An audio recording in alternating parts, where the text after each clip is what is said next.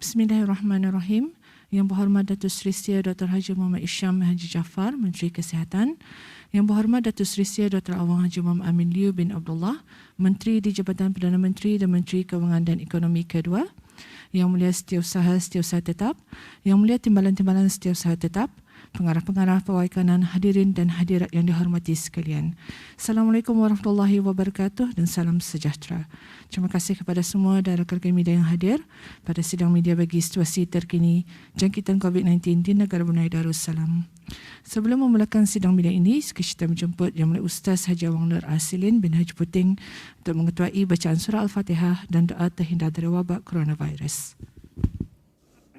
Astaghfirullahalazim, astaghfirullahalazim, astaghfirullahalazim, alladzi la ilaha illa huwal hayyul qayyum wa atubu ilaih.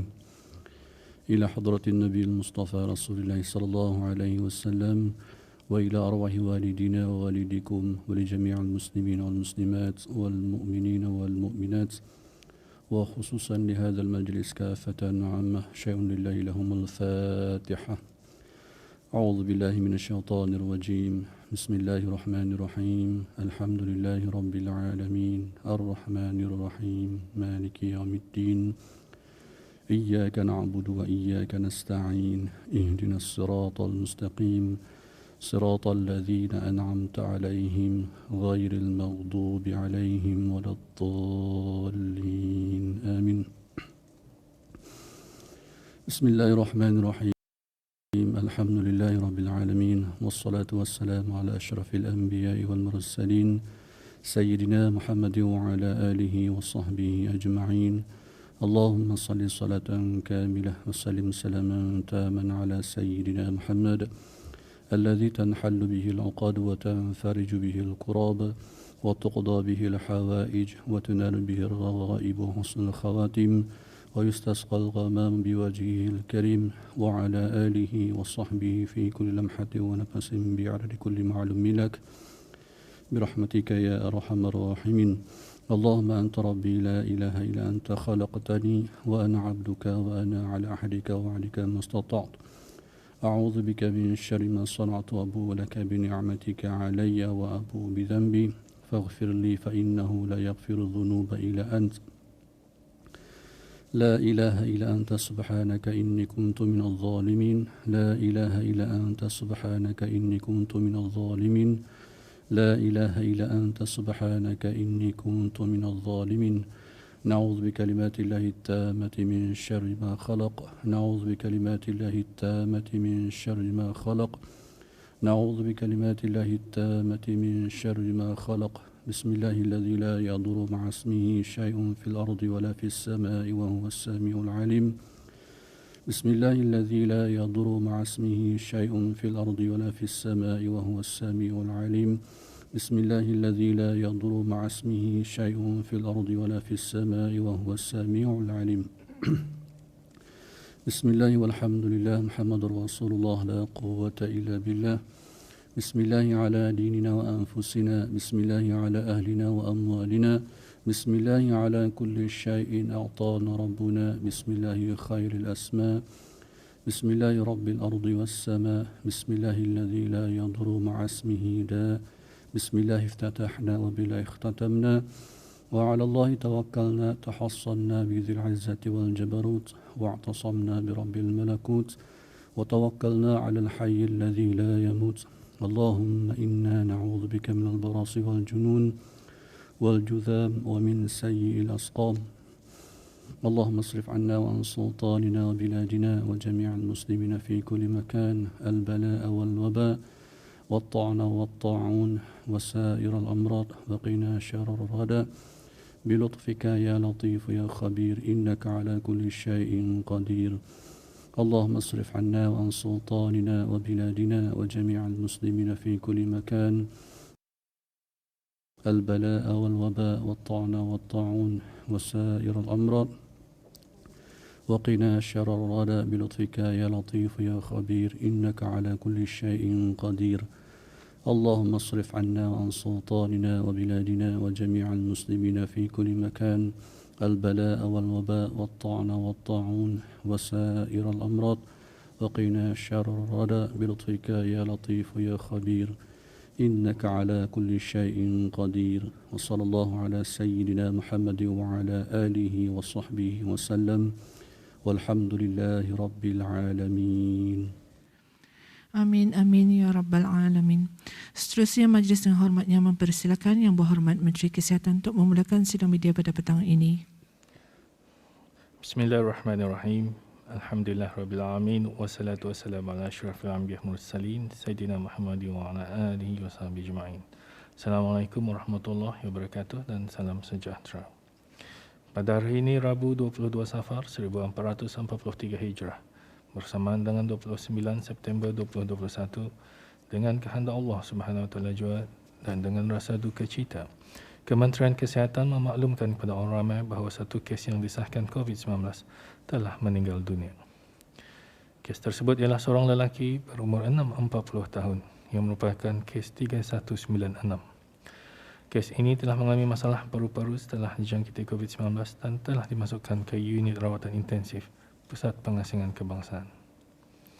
Di kesempatan ini, saya mewakili warga Kementerian Kesihatan dan keseluruhan rakyat negara Brunei Darussalam mengucapkan takziah kepada keluarga kes berkenaan.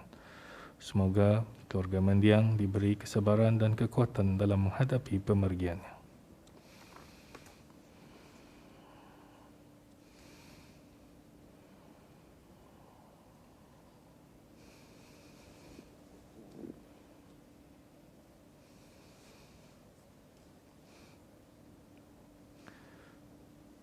Pada hari ini, sebanyak 137 kes baru jangkitan COVID-19 telah disahkan dan ini membawa jumlah keseluruhan kes COVID-19 kepada 6,950 orang. Terdapat 18 tambahan kes-kes baru pada 7 kluster aktif yang sedia ada pada hari ini yang merupakan kontak-kontak terdekat kepada beberapa kes positif sebelumnya. Sementara itu, terdapat 4 kluster baru telah dikesan. Kluster-kluster ini ialah Kluster 6090 mengandungi 8 kes, 6679 6 kes, Kluster 4406 5 kes dan Kluster 6874 5 kes. Dalam pada itu, satu kluster telah ditutup setelah tidak ada kes dikesan dalam kluster berkenaan selama 28 hari. Kluster yang ditutup ialah Kluster Champion 7 Porsche Endurance. Oleh demikian, jumlah kluster yang aktif adalah sebanyak 116 kluster. Sementara itu, terdapat 95 kes baru yang masih dalam siasatan bagi mengenal pasti sumber jangkitan. Dalam pada itu, 140 kes telah disahkan sembuh pada hari ini, yang membawa jumlah kes sembuh di negara Brunei Darussalam kepada 4,722 kes. Manakala jumlah kes aktif ialah sebanyak 2,181 kes. Di kalangan kes-kes yang dirawat di Pusat Pengasingan Kebangsaan, 6 kes adalah dalam kategori 5 dan sedang dirawat di unit rawatan intensif. Kesemua mereka memerlukan bantuan mesin pernafasan ataupun artificial ventilation, dengan satu kes masih memerlukan bantuan mesin tambahan heart-lung machine ataupun ECMO. Sementara itu, 36 kes lain dikategorikan dalam kategori 4, itu yang memerlukan bantuan oksigen dan adalah di bawah pemantauan rapi.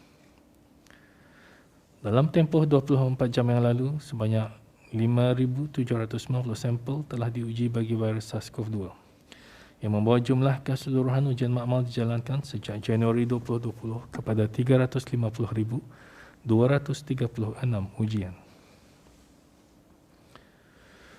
Seterusnya, berikutan dengan sidang media Kementerian Kesihatan pada 23 September 2021 dengan mengenai penambahan waktu vaksinasi di pusat vaksinasi stadium tertutup bagi orang ramai yang belum menerima dos pertama. Kementerian ini telah meneliti semula perkhidmatan tersebut dan akan melaksanakan perubahan-perubahan seperti berikut.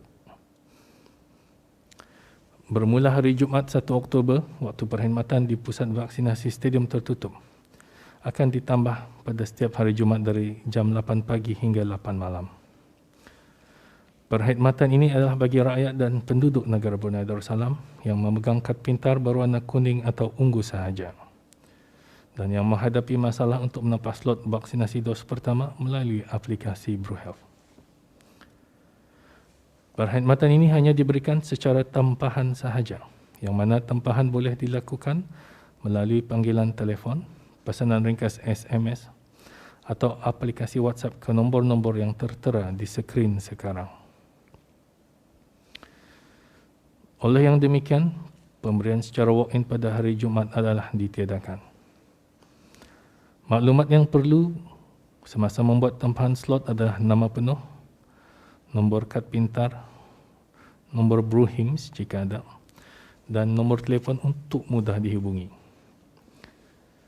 Bagi perkhidmatan pada hari Jumaat 1 Oktober 2021, tempahan akan mula dibukakan pada hari ini, 29 September, dari jam 6 petang hingga 11 malam dan akan disambung besok dari jam 8 pagi hingga slot habis diisikan. Untuk maklumat ramai, sebanyak 2,000 slot disediakan bagi hari tersebut. Sementara itu, Kementerian Kesihatan juga sedang merancang untuk memberikan waktu vaksinasi tambahan khas bagi pekerja-pekerja di syarikat-syarikat tempatan, sama ada warga tempatan atau warga asing pada setiap hari Ahad dengan kerjasama Pusat Koordinasi Kebangsaan bagi COVID-19, Kementerian Kewangan dan Ekonomi dan Jabatan Buruh. Penjadualan bagi vaksinasi pekerja-pekerja ini akan dibuat melalui pihak pengurusan syarikat masing-masing. Di kesempatan ini juga, Kementerian Kesihatan ingin mengucapkan selamat menyambut Hari Perkhidmatan Awam ke-28. Bertemakan perkhidmatan awam berintegriti dan berinovasi, pemangkin pembangun negara. Sekian, terima kasih. Terima kasih Yang Berhormat Datuk. Dan ini sesi sidang media membukakan soalan-soalan daripada pihak media. Sila perkenalkan diri dan agensi anda sebelum ajukan soalan. Terima kasih.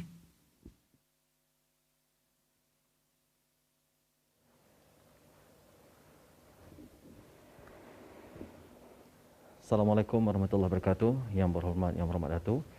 Saya Nakirin dari Radio Televisyen Brunei. Cuma satu soalan yang ingin saya ajukan kepada Yang Berhormat Menteri di Jabatan Perdana Menteri dan Menteri Kewangan dan Ekonomi kedua. Ini Yang Berhormat, ini mengenai dengan usaha sama agensi-agensi kerajaan. Jadi bagaimana kementerian-kementerian lain memainkan peranan dalam membantu Kementerian Kesihatan untuk sama-sama menangani pandemik COVID-19 ini, Yang Berhormat? Ya, pada masa ini ialah memang kita ni semua berganding bahu lah untuk menolong Kementerian Kesihatan. Sejak pertubuhan National Command Center di ICC, semua kementerian sebenarnya telah pun mencalonkan kandidat-kandidat untuk membantu Kementerian Kesihatan.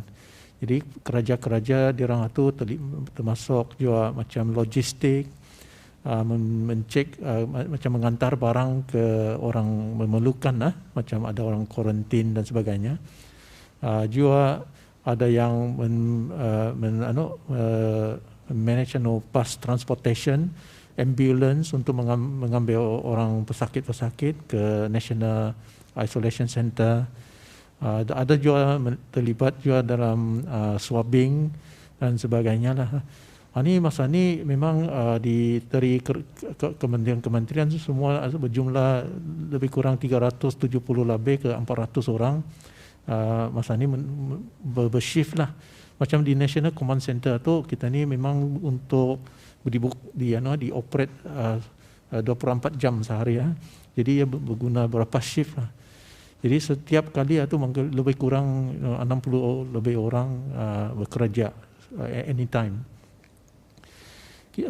Pada masa ini bukannya saja pihak kerajaan ataupun dari kementerian-kementerian lain yang membantu Kementerian Kesihatan. Dari pihak swasta, NGO pun terlibat juga, seperti Brunei Red Crescent ataupun juga National Chamber of Commerce and Industry. Ada juga sukarelawan, all these volunteers dah. Semua kita ni bekerja samalah masa ni untuk membantu Kementerian Kesihatan. Dari peringkat menteri-menteri pun sentiasa berdiskus lah macam mana cara dapat kita ni juga menolong dari segi macam vaksin dari luar negeri atau juga dan sebagainya. So masa ni memang ada bekerja sama lah. sama-sama menolong lah. Because COVID-19 ini bukannya isu kesihatan saja, yang ia ada implikasi kepada aktiviti di kementerian-kementerian lain juga, macam pendidikan, ada impaknya kan. Jadi ada juga ekonomi, dan dari segi ada kementerian punya aktiviti semua kebajikan orang ramai, semua itu mesti kita ni coordinate lah. Baik, terima kasih Yang Berhormat Datuk.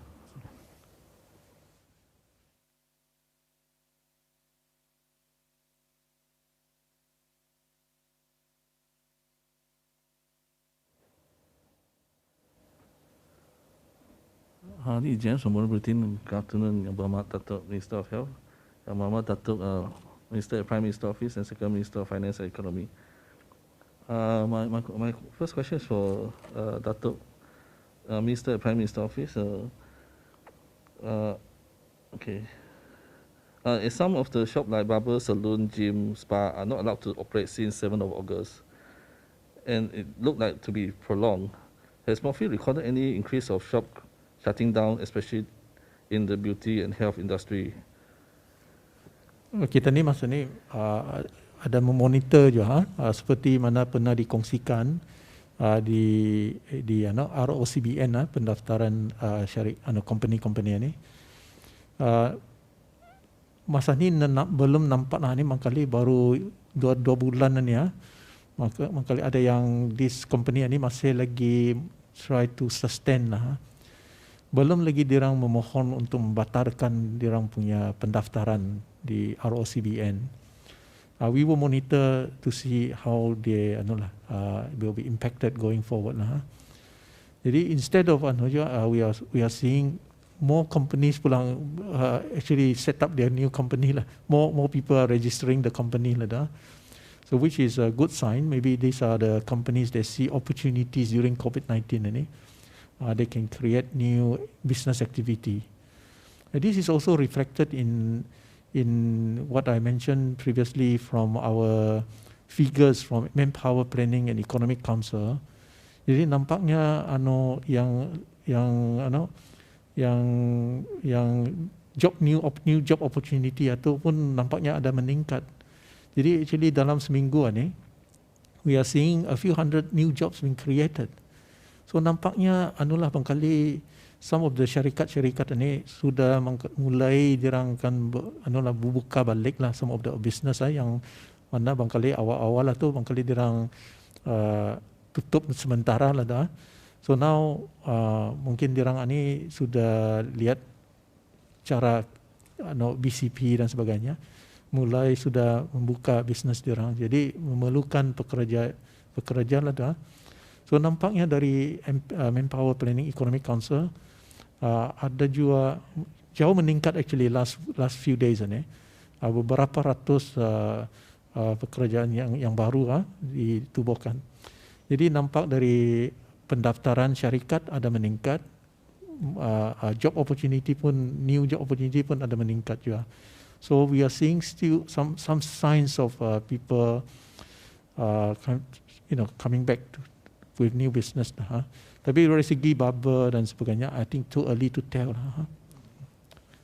My next question is about the subsidies of 25% salary payment to MSME employees for business with 100 or less employees. According to the COVID-19 fiscal stimulus FNQ, from point 18.2, MSME are required to pay full payment first to employee salary. The question is, what if the company does not have fund to make the full payment first? Can employer deduct 25% of employee salary first once the 25% subsidy payment is made to the company account? Can the company pay back the money to the employee? Ini kita ni dah pulang berhak untuk majikan ada berhak untuk memotong gaji pekerja lah dah. Sama juga kerajaan dah pulang ada berhak untuk membenarkan majikan untuk memotong gaji kaki tangan lah untuk subsidi ni ya. Apa yang penting kalau sekiranya company ni ia benar-benar membayar gaji dan memenuhi syarat, nanti TAP sudah men-assess ia punya application-nya dan lengkap dengan all the document, memang Kementerian Kewangan dan Ekonomi akan proses. So if it is a genuine application, you don't have to worry. We will process it. We will if your business is affected by COVID-19, we will process and approve the payment.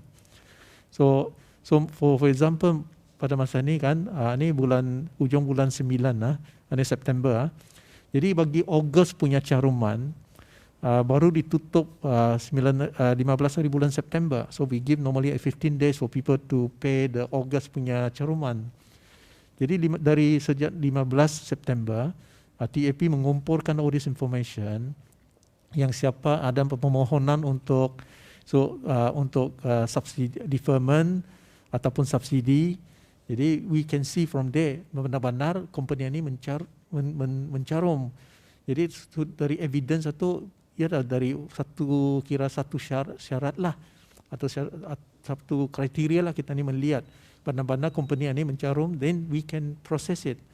Jangan takut sekarang jadi potongnya di carumnya juga.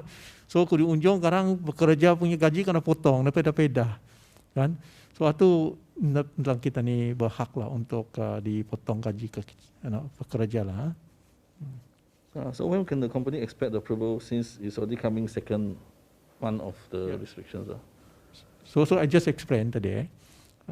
For August punya caruman, some of the company ni kadang dirang akhir mencarum sampai kadang last day 15 hari bulan September baru dirang baru membayar. Jadi information itu ya dari sana kita ni kumpulkan. Ini baru belasan hari lah dah, 2 minggu lah kita ni proses. Sebenarnya ada baru today I just approve another batch. Sudah ada approval. So if they mencarum awal, we have the information, we can process the application awal. So we can see ya sudah mencarum benar-benar.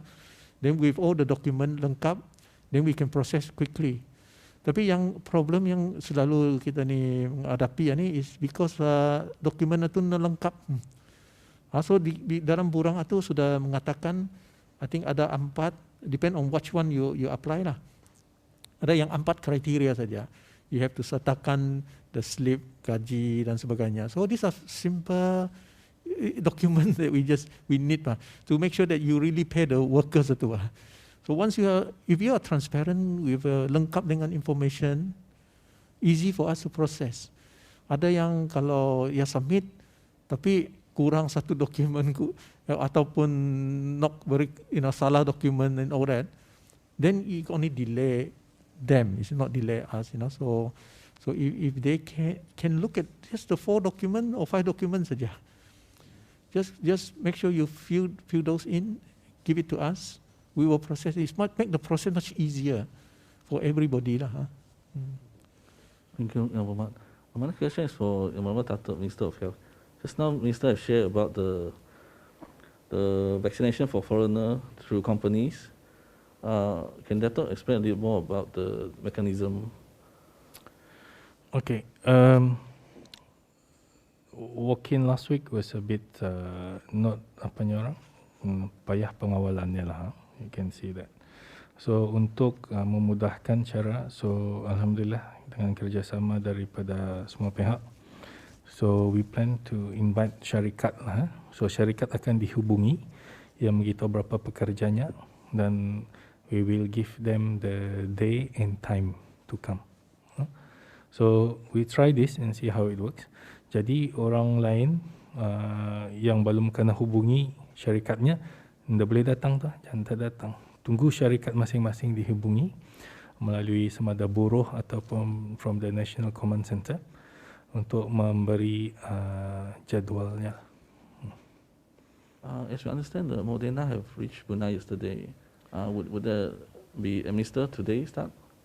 Yes, Alhamdulillah dengan kerjasama dan persahabatan dua hala antara Negara Brunei Darussalam dan Republik Singapura. Jadi kerajaan Singapura telah pun memberikan tani 100,000 dos Moderna sebagai kira donationnya lah untuk negara kita ni.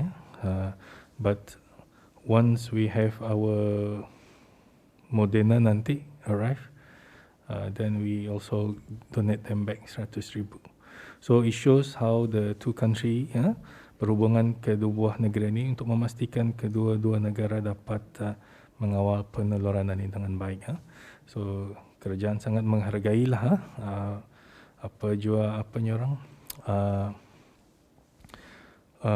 pertolongan dari Kerajaan Republik Singapura dalam menolong petani mengawal peneluran ini dengan lebih cepatlah.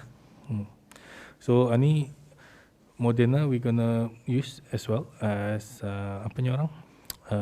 booster shot, especially for frontliners dulu. Okay, and it'll follow suit with other people.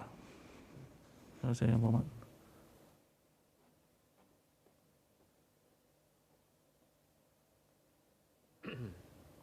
Assalamualaikum warahmatullahi wabarakatuh. Good afternoon, Yang Berhormat Datuk. My first question is for Yang Berhormat Datuk, Minister of the Prime Minister's Office and the Second Minister of Finance and Economy. Just want to know, how do we ensure Brunei's food security is not affected by the pandemic? Thank you. Okay, so kalau kita ni lihat sejak tahun lepas kita ni menghadapi COVID-19 ini bulan 3 dengan kerjasama di antara beberapa agensi kerajaan, kita ni sentiasa memonitor makanan yang essential items seperti baras, gula, juga powder milk, susu especially for kanak-kanak, and also cooking oil and all the essential goods. We continue to monitor them, and we work with the distributor in terms monitoring dirang punya stock, in terms of how many months of stock they're holding, plus whatever import is arriving. So, for example, if we look at cooking oil, at the moment we have more than 6 months punya stock in place, and so these are the things that we continue to monitor. The powder milk pun more than 6 months, and kalau lihat canned food is also of quite a few months punya stock, but a lot of this sometimes they are affected, not just we are not importing, but it's because the supplier they face some challenges now. But so that's why it's important for us to continue to monitor the stock level, and where is necessary, government will work with them. Like last year, what we have done is we work with them to get them to import more than what we think we need, so that we have sufficient stock. Now, for example, beef, we faced a bit of a challenge last year also, right? So what now we are importing live cattle directly from Australia, and so in fact this coming months, October, November, December, there will be another more than 3,000 heads of cattle arriving. So we make sure that it's sufficient, but chicken and eggs, for example, are also essential for Brunei, and we work with MPRT, and they have informed us that there's enough also. So we continue to monitor. Where there is a risk of potential shortage, we will work with the distributor to get them to import more. If it is cash flow issues, we are willing to work with them also on the cash flow. On rice, for example, last year we kept all the way to 8-9 months in your stock. Today, I can say is also 7 months of stocks are available. That is not an issue. We just make sure that we work with the supplier. Like baras is through treasury government directly So we work with the countries where we import rice, directly. And we continue to ensure that through our foreign mission, that we continue to ensure we get that supply into Brunei. And so far since last year, until now, we don't have much issue. So we just keep importing more, in fact. So for the others, like I mentioned today, canned food and powder milk, cooking oil, that is done through the distributor. So we work closely with them to monitor the stock level also. Yeah, so that, of course, on top of that, food security, another way to ensure food security is to ensure you have local production je lah, huh? And so, for example, chili is something that we also produce, but not a lot lah, huh? That when during raining season, it affects production of chili, like what we have seen in Brunei. So we have quite a bit of rain recently. It affects the production of chili in Brunei. So that's why we cannot also just rely on local production. We also make sure that we have connection with the import, the suppliers from outside the country, just in case when we are short, we will be able to import them. So in a way, it's a bit of a diversification. So far, just to assure the public, we have enough. Yeah, and we continue to monitor that to ensure that we will always have enough. Where there is a need, the government will always be behind it to ensure that we import enough for the local population. Thank you. My next question is for Yang Berhormat Datuk Minister of Health. Ini pasal mengenai dengan Moderna lah. So talking about the previous Moderna punya program, how many % was achieved, especially yang warga emas, pregnant women and also the breastfeeding mothers? Out of the area tu 100,000 kan tu, untuk 50,000 orang, we still have a few thousand doses left, which is still reserve lah untuk diorang lah, because ada yang disebabkan masalah-masalah tertentu, dia dapat membuat suntikannya lah. So we still opening the walk-ins for them seperti biasa. So ni khas untuk diorang lah. So the new batch of the Moderna is confirmed for booster and not. So if people want to request for Moderna, dah dapat. Ini kita ni dulukan dulu our frontliners, and then of course kalau ada keperluan boleh diberi orang lain peluang jua. Tapi seperti saya nyatakan tadi, kita ni dulukan dulu frontliners sebagai booster, dan masa ni apa yang vaksin AstraZeneca dan Sinopharm lebih daripada mencukupi untuk orang lain juga. Of course ada orang tertentu yang dia dapat menerima ni atau tani bari yang mRNA type lah. And then my last question is regarding pasal ada yang mention pasal companies on Sunday for warga asing. So what happens if dorang punya maybe IC expired ke, dorang punya work permit pun expired because they couldn't do renew kan? Still be accepted, right? Itu bukan menjadi masalah lah, sebab ni company yang membawa, jadi dorang ni berdaftar. Kayaknya keadaan dia dapat menyambung kan, so we know dia pekerja lah, so that should not be a problem. Terima kasih Yang Berhormat Datuk. Okay.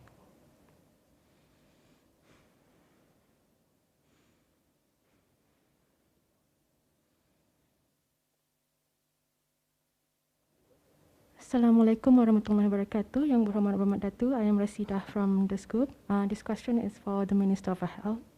Yang Berhormat Datuk, just to add on to Rano's question just now, would booster shots be given for all vaccine types or just certain brands? Masa ni for all frontliners tadi bagi, so eventually rancangan untuk membagi semua orang pula. So semua orang dinasihatkan untuk mendapat dos ketiga lah. Jadi itu in stages. So macam-macam mula tani membuat vaksin je dulu lah. Tani dulukan frontliners dan seterusnya akan dipanggil membuat third dose. Is it okay to mix certain brands of vaccine? For example, if a person A got AstraZeneca for her first and second dose, is it okay to mix it with, for example, Moderna? Actually, kebanyakan booster mainly using mRNA pula. Yang ada studinya lah, ada suatu tani berani membagi dengan mRNA ya. Walaupun negeri lain ada sebagian kecil menggunakan yang lain, tapi datanya belum mencukupi lah. So buat masa ni apa yang ada is mRNA, which is Moderna atau Pfizer nanti, itu yang akan digunakan untuk booster.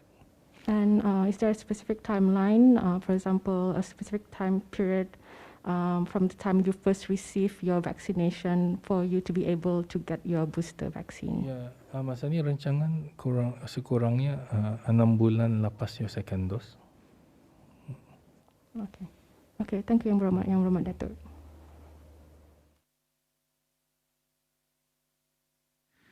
Terima kasih atas salam-salam yang diajukan dan terima kasih juga kepada Yang Berhormat Datuk atas penjelasan yang diberikan. Dan ini kita tutup sidang media pada petang ini dan sekali lagi mengucapkan ribuan terima kasih kepada semua dan rakan-rakan media yang hadir. Sekian wabillahi taufiq wal hidayah. Wassalamualaikum warahmatullahi wabarakatuh.